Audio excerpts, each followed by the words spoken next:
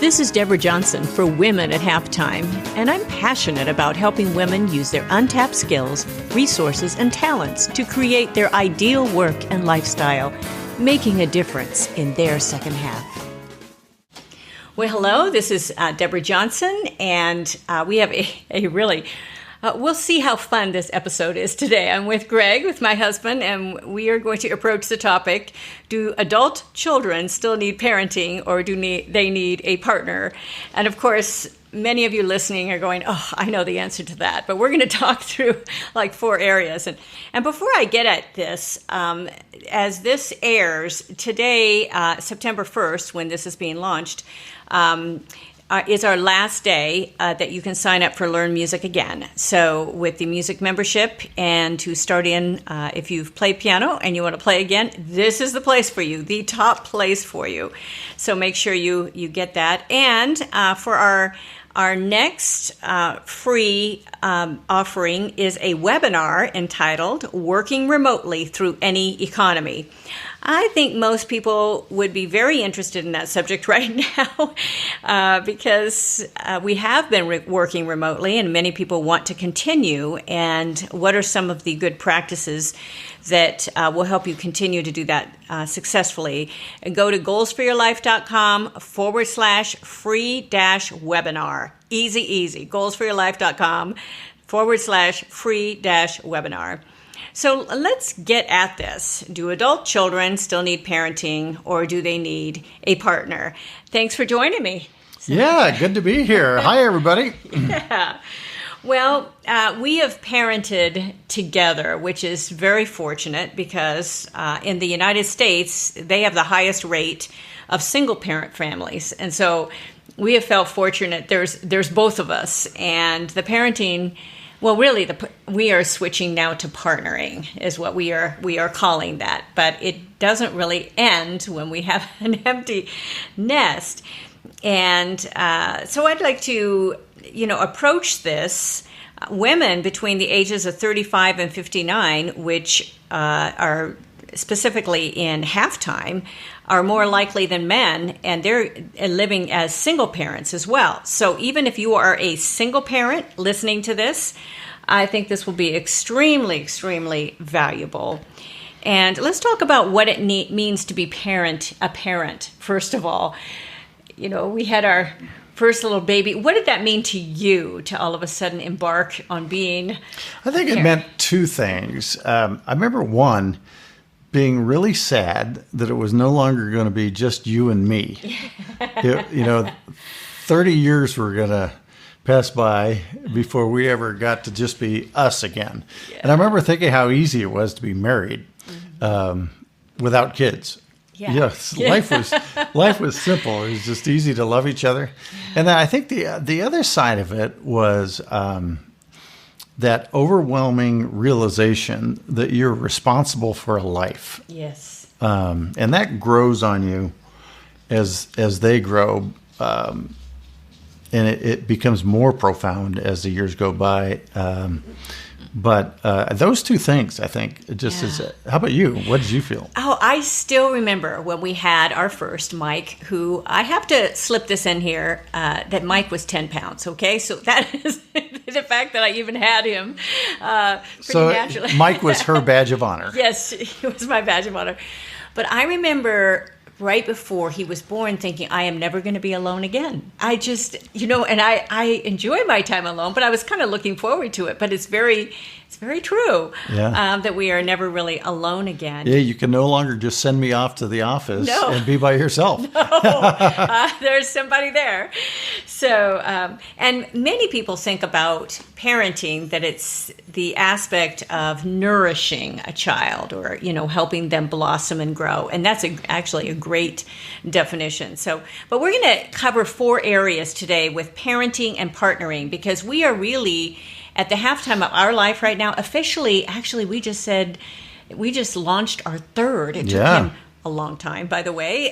The 3rd son. Well, he had like 3 trial launches. Yeah, he did. It took him a little longer, but we're really thrilled for him now. But really coming from this aspect of being a parent for this many years and now really transferring to being a partner. And we have been a partner with our other sons, but now making that transition. I think this is a very interesting topic. We're going to cover on 4 areas: the emotional guide, and the relational, the financial, and the communication. There's 4 different areas, so we're going to kind of just hit one by one.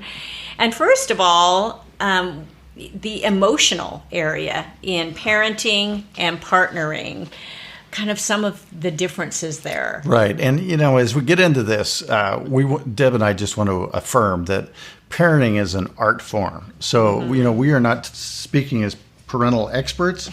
We're, just going broad guidelines, having done this with 3 and now watching some grandkids and lived through a lot of parenting with our friends.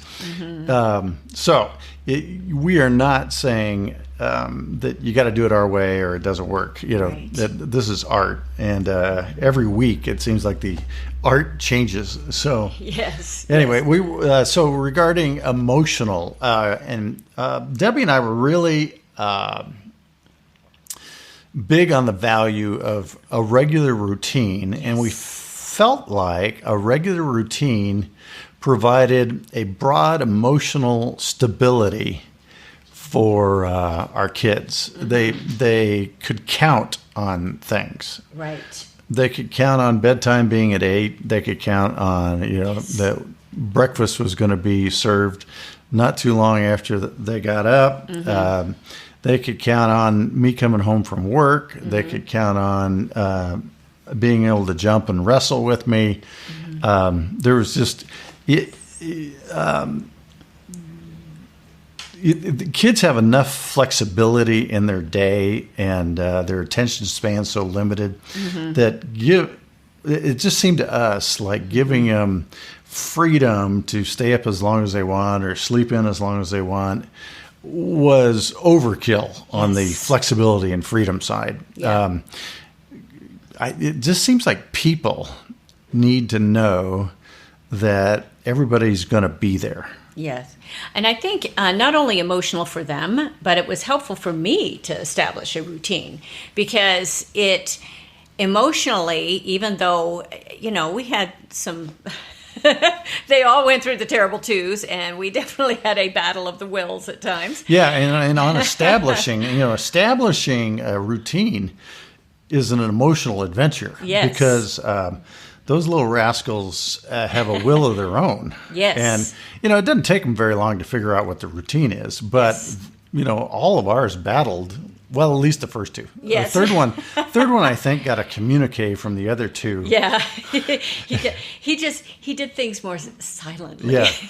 But, I remember the time that we decided it was time for Mike to sleep through the night, and I had to hold Debbie down. So she, I keep whispering to her, he's going to fall asleep. He's going to fall asleep. And eventually he fell asleep, and that was really the last time we had to battle that. And definitely. So, but it doesn't come without emotion. Right. But once you get through it, it's worthwhile.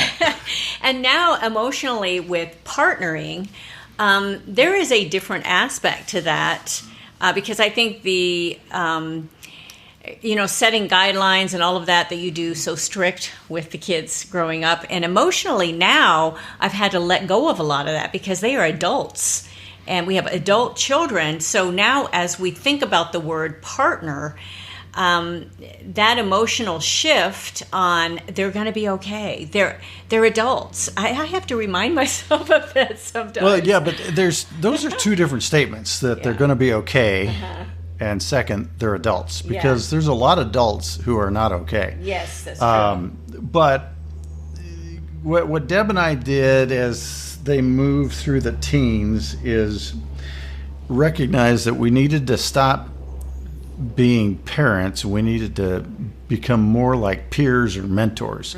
And you can't just do it all of a sudden. And I know some parents that think at 18 for some reason they're magically adults. That was not the case in our kids' lives. They all matured at different ages and matured in different areas at different ages. Yes. But as you begin to think about becoming a peer or a mentor, your goal is by the time they're 24 or 25, that you're more of a peer and a mentor. Yes. So if you're still trying to tell them what to do at 24, you were probably not in a good relationship. Right. Right. And it's about a 8-year from 16 to 24. Yeah. And at least for me, what I noticed more is I tried to stop telling them what their day was going to be like, and I started trying to ask them, what their plans were. Have they thought about this? Yes. Oh, I heard you're going to do such and such. Did you think through, this, that, and the other thing? Right. And just began having conversations and tried to help them, think critically through different issues. So. Yeah, great points. We're going to get to that a little bit more in communication, but it's an emotional shift. That's been actually kind of difficult for me, more difficult because of being a mom, and I was around more in their younger years. I was able to work at home a little bit more, so I was around telling them things to do. Don't jump off the roof into the pool. Don't take an umbrella and jump off the roof and think you're going to fly. All of those sort of things that when you have 3 sons, all 4 years apart, that they just egg each other on. No, they're all like 1.5 to 2 years. The combined, that's true. Combined is 4 years. Yes. But they were just a ball of energy.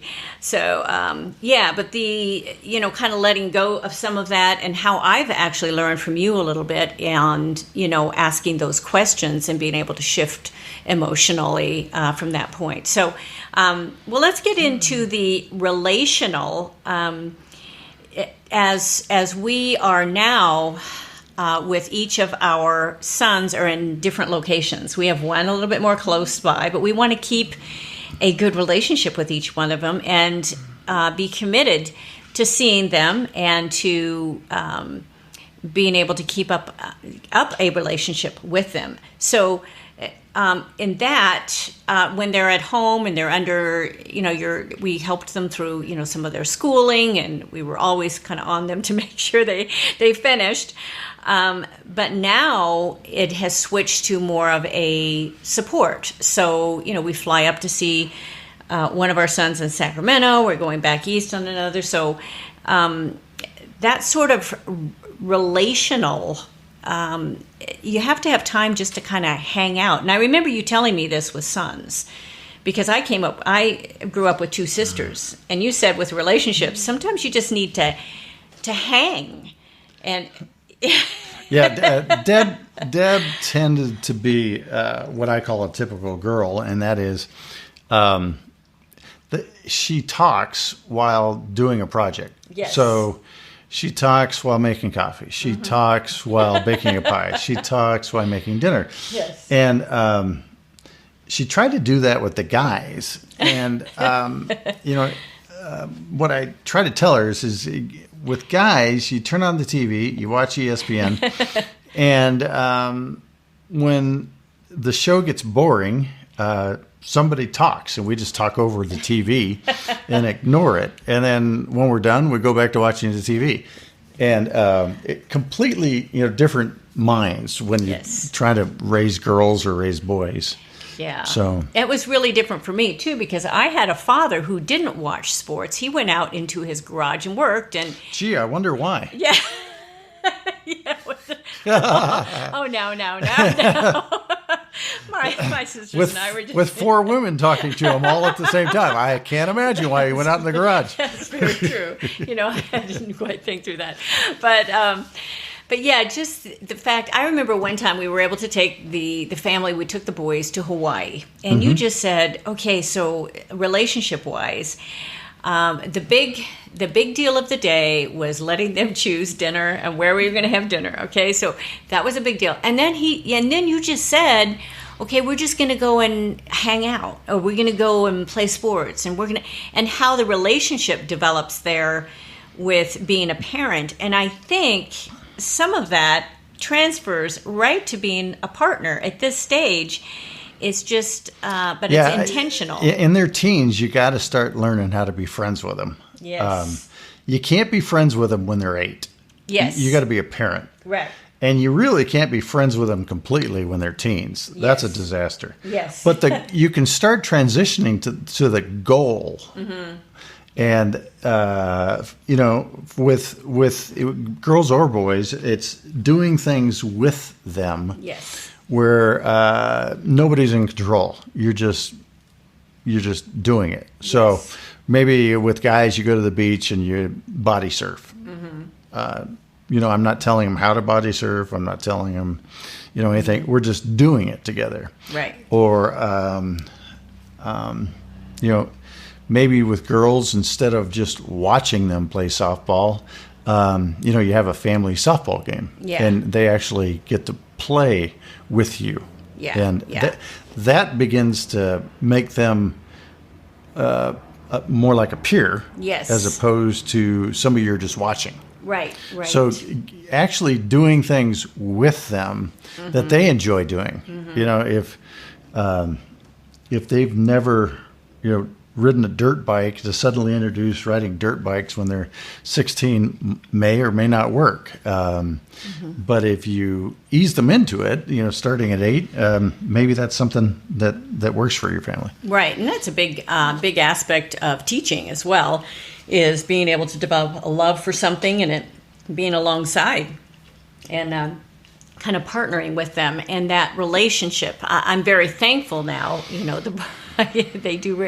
They will. I was kind of outnumbered with the only woman in the house for quite a while. But they'll still roll their eyes when I've had a cup of coffee and start with more words. But it's fun. They'll walk in and give me a huge bear hug, and for that I'm just very, very thankful. And just to kind of give them space and let them be. So, and just to hang out. On the relationship thing, so we kind of saw 3 phases. When they're in elementary school, well, even before that, but you're building structure into their life, and you've got boundaries that they just can't break through. Right. And that brings security. They understand the values of the family. Right. As they move to the teenage years, you need to start allowing them to participate. Right. Because the goal of the teenage years as a parent is to get them to where they're a peer and you're in a mentor role by the time they're in their mid-20s. Yes. And the tricky part is knowing when to participate and when to maintain the boundaries. Right. And that's why it's art. Right. But if you can keep those 3 phases in mind, the relational process is going to make a little bit more sense. Right. Because you'll know, I'm in the teen years. I need to be, becoming more and more of a peer. Right. But if you're at, your kids are 7 and 8, they shouldn't be a peer at all. Right. They should be your children. Yes. So. And yes, they do. They need that guidance. So, well, good. We've hit on the emotional, relational. Now we're going to go to financial and really encouraging independence in this area and how coming from a parent to a partner at this point, there's really important principles, but how to give sort of any advice. I remember my dad, and when I would tell him about new ideas and things as I was, then embarking even on our married life, and he would sort of just nod his head and smile, and I knew some of my ideas, because I'm such an entrepreneur. He probably thought, oh my goodness, another idea. But how have we encouraged that with the independence? I mean, we gave them a little allowance, we gave them, and they all kind of worked through their high school years, and we always encourage that work ethic. But in saving, and at this point, you've given the boys some really great, because you come from this background, financial background, and how to give them that advice, but how to do it now as a partner. Yeah, again, it goes through the phases. When they're little kids, you can give them an allowance, and they get the thrill of spending some money. Mm-hmm. When they're teenagers and they've got their first part-time jobs, you got to be willing to let them run out of money and not be able to drive somewhere. Yes. So that they realize they have to budget. Right. And you can't just bail them out. Right. There was a couple of times where I literally drove them to school rather than give them money for gas. Right. Because I wanted them to feel the pain of running out of money. Right. And, that made them appreciate their next paycheck more. Yes. Now, the one thing I did, because they were teenagers, I didn't scold them. Mm-hmm. I just kind of shrugged my shoulder and smiled. And I said, you know what? We've all run out of money. It's happened to me. It's going to happen to you. So, I'm building that partnership. Mm-hmm. But even though I told them that, I've run out of money, right, I didn't bail them out. Right. So I told them it's okay, but I'm signaling that this is something to learn from. Right. And, that's. And so when they figured out the value that, running out of money is not cool. Yeah. And I got a plan, and they're all pretty good planners now. Yeah, they really are. It's surprising. One big memory I have, and it makes me smile now when I think about it. But our third son managed to somehow get these traffic tickets, and so he would have to have these fines. And there was no way. By the time he had this one, there was no way he was going to pay this off. I needed to help, but I wanted to get it paid off. I mean, it wasn't going to go to collections and all this stuff. I thought, oh my gosh. So what I did was I did a trade, and I was just launching and premiering in a very small little local theater one of my musicals. And so I said, okay, Dave, this is what you're going to do. Yeah, you made him work it off. I made him work it off, and he had to star in that small little musical. And actually he did an amazing job with it. But it was, he had to memorize the lines. He had to memorize the songs. He had to work. He definitely had to work. He had to show up at all the rehearsals. And if I was going to, pay off this ticket for him. And again, there was that principle of paying that off. And you've given them now as adults, it's a little trickier because you got to kind of wait for them to ask, or you have to wait for them to see where they're, what they're going to do. Well, I don't have to wait to ask because we're kind of peers.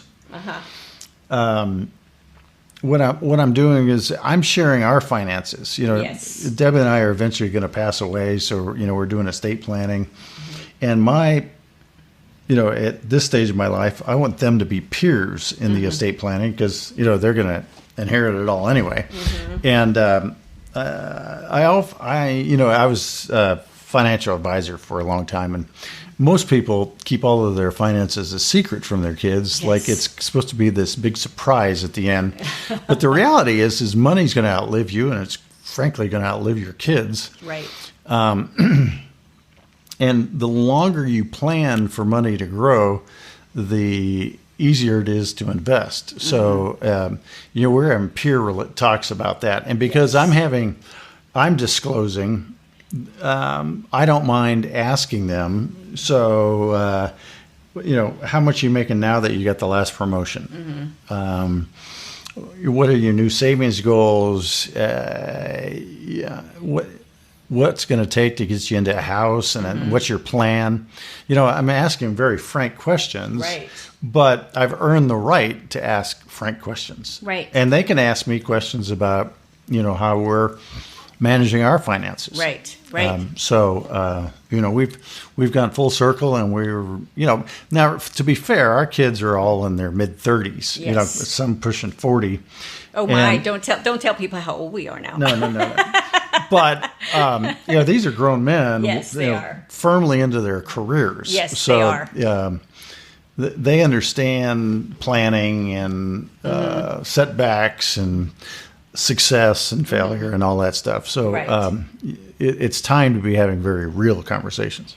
And especially because we both, in the past 5 years, have lost both sets of parents. Right. And we have been through this with all the estate planning and all of that. And it has brought up those conversations. They can have those financial conversations with you a little bit more easily than with me, because that's your background. But, one of our sons decided to buy a rental and start to develop that instead of his first home first, because he's still single and he's able to do that more easily.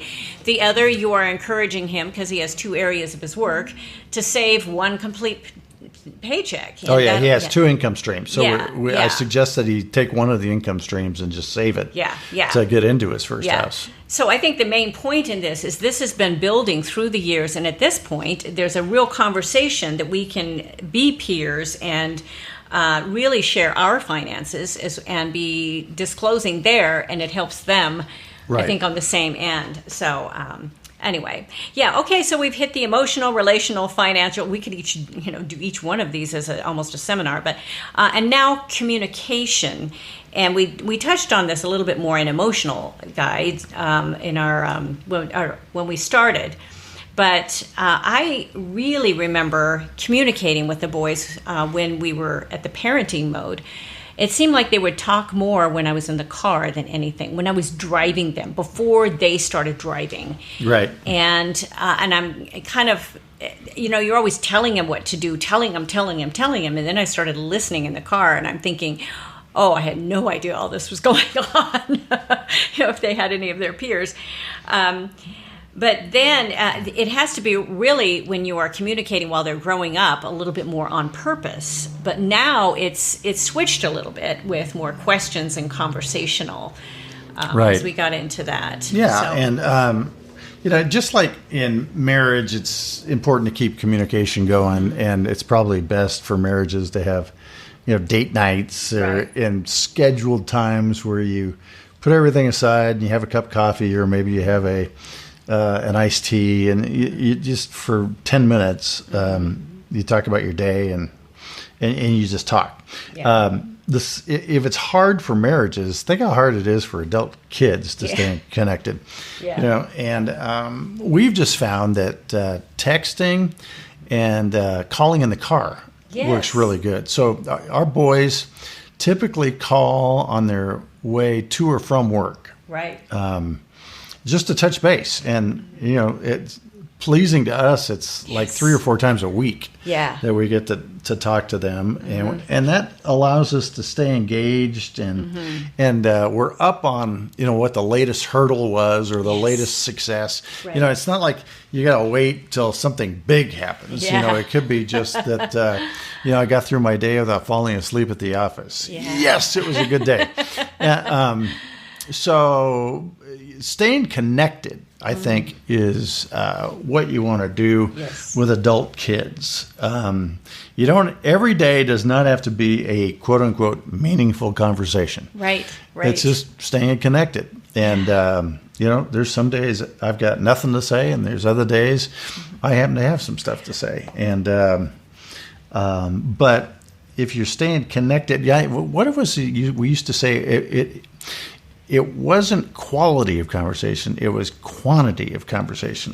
Because if you sit around waiting to try to create quality conversation, it might not ever happen.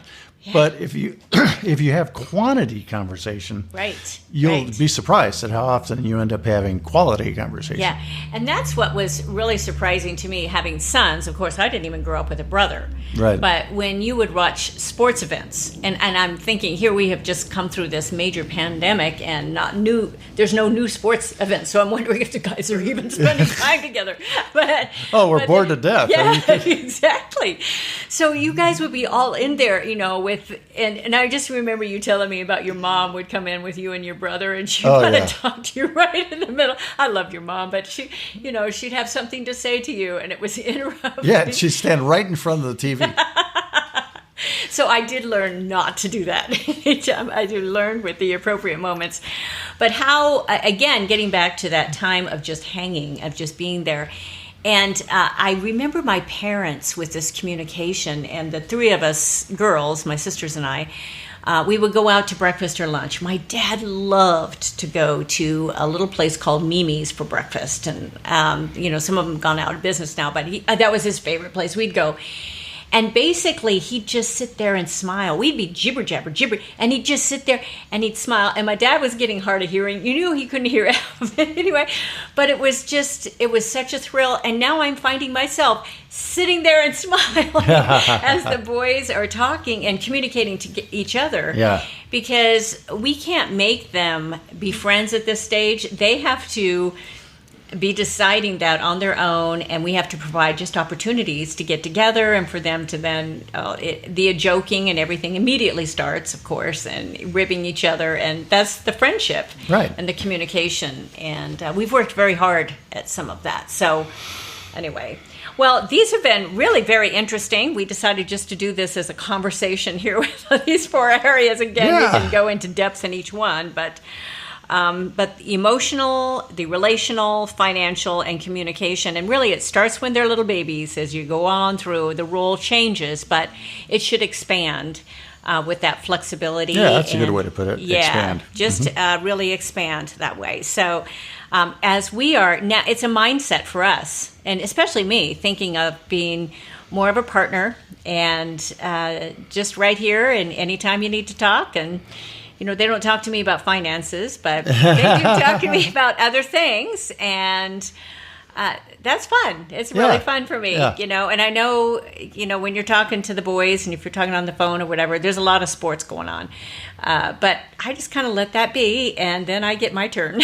But they all have respect, which is right. Really nice. So anyway, hopefully you enjoyed today with all of those areas on the emotional, relational, financial, and communication. And I always put out an article for every episode as well, so that will be coming out. Remember that today is the last day for learnmusicagain.com, and it's every 3 months that I open this up, so make sure you don't miss it. And signing up for that free webinar as well. Next week, getting things done through deep work. Oh, okay, so you're probably wondering what that is. There's a great book by Cal Newport called Deep Work. After I read that, I figured out, this is how I get a lot of projects done. Get a lot of projects done, actually, but I wanted to talk about what my process was through getting things done through deep work, and so that will be next week, so make sure you get that. Please, if you enjoyed this, refer it to one of your friends, and I'd love you to subscribe and share it. And even write me a review. I just love reviews. So you can always contact me at goalsforyourlife.com or djworksmusic.com or womenathalftime.com. I have a number of websites, and don't hesitate to contact me there. And I will look forward to seeing you and being back with you again next week. So bye for now. Thank you for joining us on Women at Halftime. Visit goalsforyourlife.com or womenathalftime.com for many more resources, downloads, and programs, or to get in touch with me. I'd love it if you leave me a review and tell your friends. So until next time, this is Deborah Johnson, signing off.